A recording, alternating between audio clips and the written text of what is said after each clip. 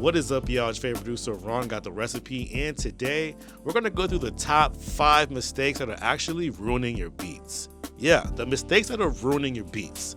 So we'll go through what they are, I'll give you some solutions on how to fix them, and make sure you stick around for the last step because that's gonna be the one that's gonna really get them to hit. Let's get it. All right, so I got a session already loaded up. Beat sounds great, but there's a lot of mistakes. We'll go through what there are, we'll fix them, and we'll get this beat to eventually hit. Let's get it.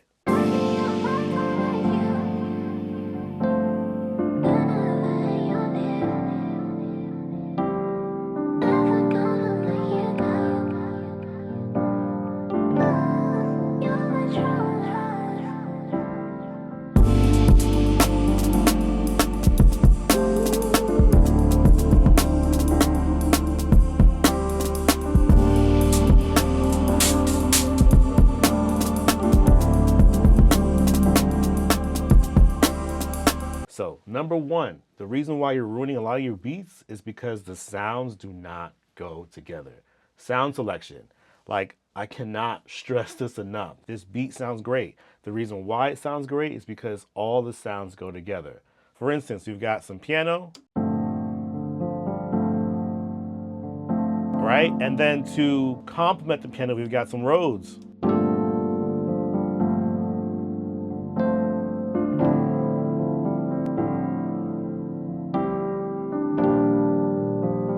Right? So as you can see, like, we're picking the sounds that go together. As a matter of fact, here's a list that I've created of sounds for soulful beats. Another thing I want to stress here, this is going to be my final point on sound selection. If your sounds do not match, it does not matter how much mixing, how much layering, how much blending you do, it's never going to sound good. It's never going to sound good. So keep that in mind. Sound selection is super important. Pick the right sounds for what you're going for. So let's get to our second point. You're ruining your beats because you're not being organized. If your session is messy, your beat's gonna sound messy.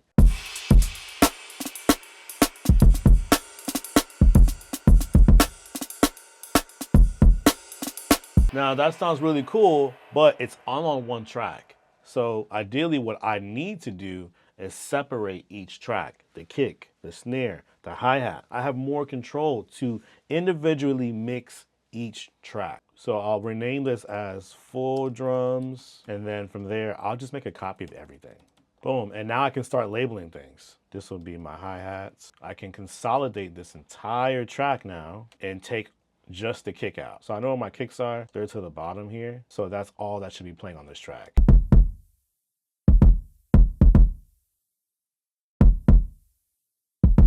I also like to keep things color coded. All my drums are in green, my bass is purple, piano, the main piano is blue, the Rhodes are dark blue. You can even make groups. If I wanted to group my drums together like this, I could just group them together and then add one effect to those drums, but I usually don't. I like to individually tweak each thing. So number 3 is gonna be movement and transitions. So that requires you to really exaggerate where something starts, where something finishes, and where something builds up to. We can assume that is the intro, and then maybe here is where the chorus starts, right? So we'll put chorus there. But sonically, we need to create that. So a good way to do that is with automation. So you can drag an auto filter onto your track, and then make sure you set the frequency. And now I've got this line here that curves up. So all you need to do is draw the line. You can make it wherever you want, but I've got this drawn for each individual channel. And that's kind of the same thing I have going on for all of my tracks. So if I turn on my filter for all the tracks, now we've got a lot of movement going on.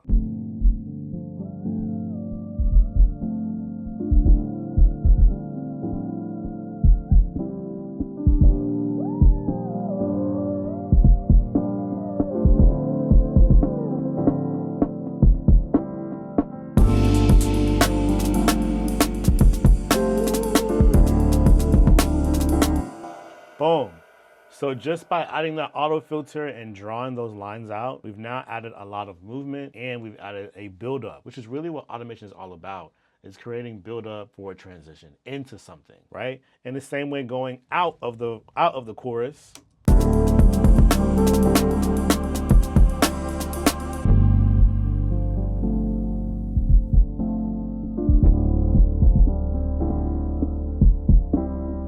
So use that to create movement and transition. So now that we've got this kind of section, now a little more, we got our intro, chorus, verse 1, chorus 2. Now we need to talk about what sounds need to stick out in certain places. And that brings me to my fourth point, which is balance.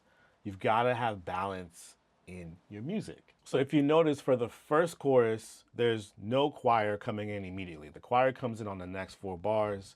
On the second chorus, is actually a little bit longer because we added that little sample here, and the choir comes in for 8 bars this time instead of just the 4. We're changing small things to add build up, but also we need to make sure these things are not too loud. So let's start here.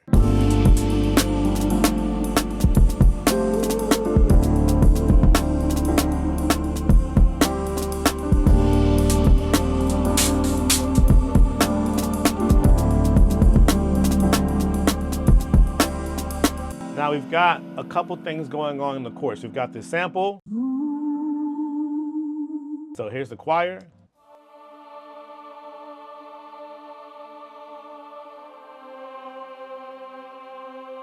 Now I've got to make a decision. I've got to decide, what sound do I want to stick out the most? I don't want the sample to stick out so much on the chorus because this is going on throughout the song. I would prefer the choir to stick out a little bit more here. So for this part, all I'll do is consolidate this, and now I can individually turn this part down.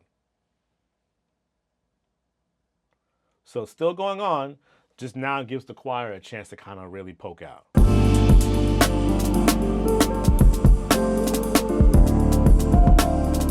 And our top melody is not tucked away, we can hear it clearly.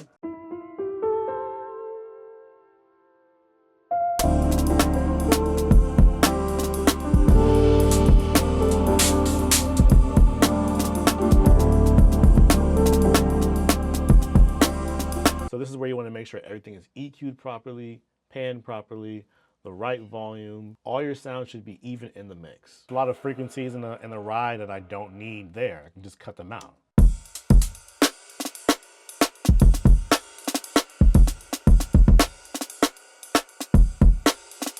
Boom.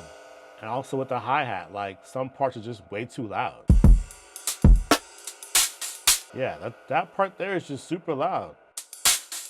But let's turn them down.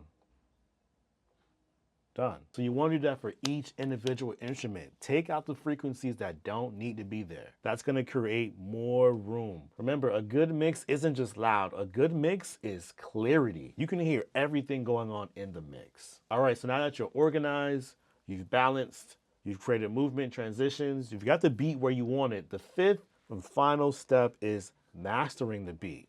All right?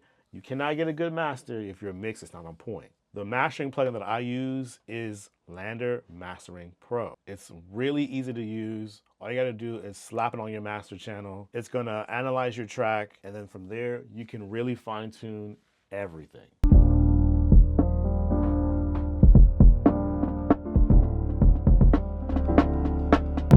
All right, boom. Now that it's loaded up, it's made a chain for me. You get warm, balanced, and open. So if you want your style to be more warm, more thick, more smooth, more of that vintage kind of retro sound, you can go with the warm mastering style. If you want it to be more on the modern end, where it's more polished, a little more shine to it, I would go with open.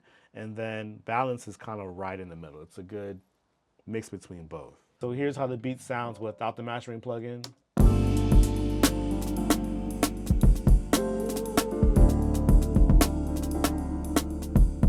Here's how it sounds with it.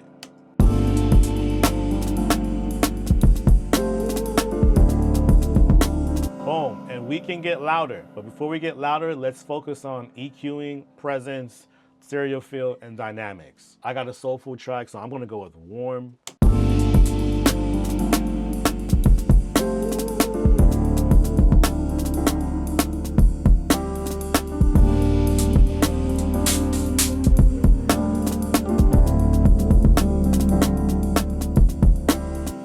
Turn up to compression.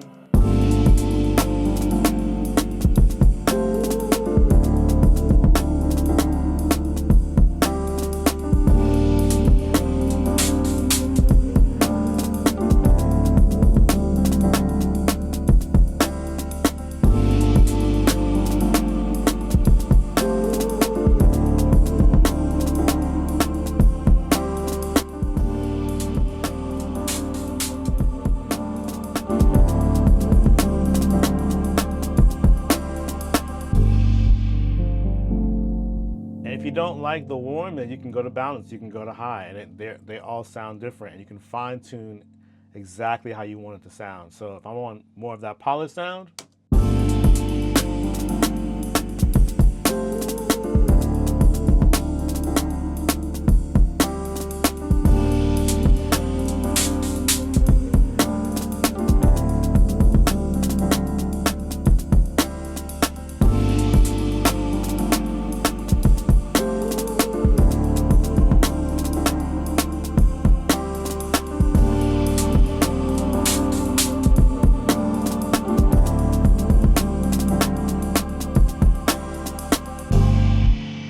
boom, clean. So those were the top 5 mistakes that are ruining your beats, but I also give you 5 solutions to fix them. If you stick to this, your beats will come out crisp every time, especially if you're mastering your tracks. Like, that's the final step. Sometimes I'll put the mastering plugin on my track as I'm building and mixing, so I can kind of mix into the masters. So if there's any mistakes, I'm hearing them as loud as possible and as clean as possible. All right, y'all, that's my time. I hope you enjoyed this video. And if you want to see more content like this, hit me with a like, leave a comment, and subscribe to the channel. Tell a friend about it. I'll leave a link below to the Lander Mastering Pro plugin if you want to check it out. Keep cooking up, keep practicing, stay consistent. You got this. I'll see you on the next one. Peace. Hey, what's up, y'all? Thanks for watching this video. I really appreciate it. If you like what you saw, don't forget to leave a comment, a like, share this video with a friend, and if you want to see more videos like this, subscribe to the channel. Peace.